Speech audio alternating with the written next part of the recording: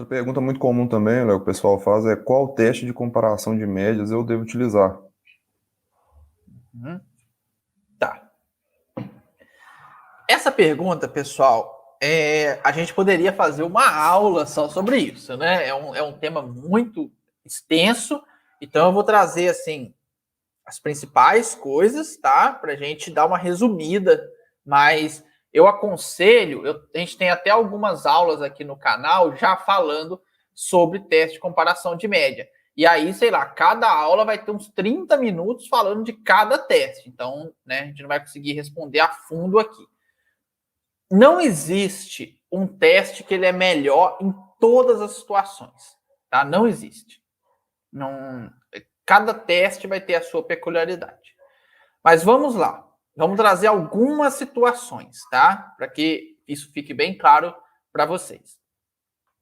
Se eu tenho um experimento com no máximo ali em torno de 8, 10 tratamentos, talvez um pouquinho mais, mas não passar muito disso. O melhor teste a ser utilizado nesse caso seria o teste de Turing. Porque o teste de Turing, ele é o mais poderoso dos testes de comparação de média. Léo, o que significa isso, o teste ser mais poderoso? Ele é o teste mais rigoroso, ele é o teste que é mais difícil eu encontrar diferença estatística entre os tratamentos. Aí você vai me falar, Léo, mas se ele é o mais difícil de encontrar diferença estatística, por que eu vou usar ele? Porque se você usa ele e você tem diferença estatística entre os seus tratamentos, isso significa que para todos os outros testes você vai ter diferença. Se eu consigo essa diferença para o teste de Turing, eu vou ter para o Duncan, para o Chefé, para qualquer um desses testes eu vou ter diferença estatística. Então, é uma análise muito confiável. Quando você pega um artigo e a pessoa utilizou Turing, eu já falo, ó, esse cara, né, é mais confiável a análise. Mas quando eu pego um teste de Duncan, por exemplo, que não é um teste tão poderoso, eu já fico na dúvida. Por que esse cara não utilizou Turing? Por que ele utilizou Duncan? Né? Então tem sempre essa dúvida. O problema desses testes, Turing, Duncan, Chefé, é que eles têm ambiguidade. Pela forma de cálculo dele, eles têm o que nós chamamos na estatística de ambiguidade. Léo, o que é essa ambiguidade? Bom, a ambiguidade, pessoal, é quando nós temos aqueles montes de letrinhas na frente de um mesmo tratamento.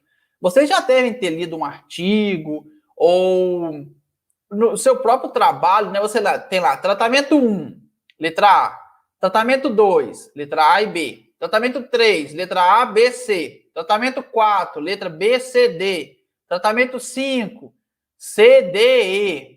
Esse monte de letra a gente chama de ambiguidade, quando o mesmo tratamento recebe um monte de letra. E isso torna a explicação do artigo muito difícil. É muito complicado fazer essa explicação, tá?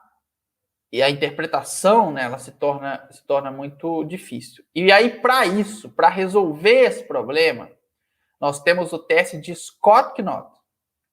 Então, ele é um teste que deve ser utilizado quando nós temos um número muito grande de tratamentos, ou seja, acima de 8, 10, a gente já considera para o Scott-Knott, para evitar essa ambiguidade causada pelo teste de Turing.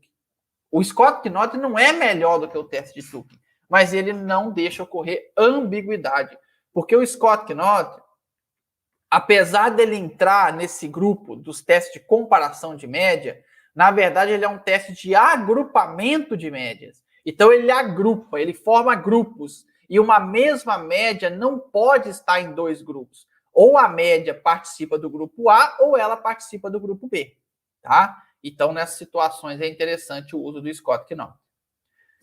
E quando você tem testemunha no experimento, Léo, eu quero comparar os meus tratamentos com a minha testemunha.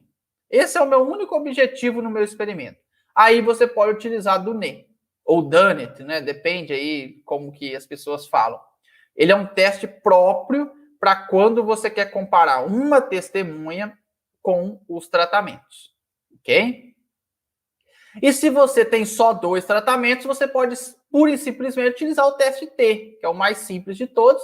Com 2 tratamentos só, ele resolve todo o seu problema, tá? Então, isso é assim, bem resumido, tá, gente? Para a gente, né, como eu disse, a gente precisaria de horas aqui falando para ir em todos os detalhes, mas de uma forma bem resumida, esses são os melhores testes para essas situações. Beleza. Então, só para reforçar mais uma vez, né, quem se interessa mais pelo tema, a gente já tem vídeo publicado no canal sobre esses assuntos. Para quem ficou mais interessado sobre o teste de Tukey, que o Léo comentou, que é o mais potente, né, o mais poderoso, já tem vídeo, foi publicado já tem 2 ou 3 semanas, e quem se interessar mais pode ir lá e conferir.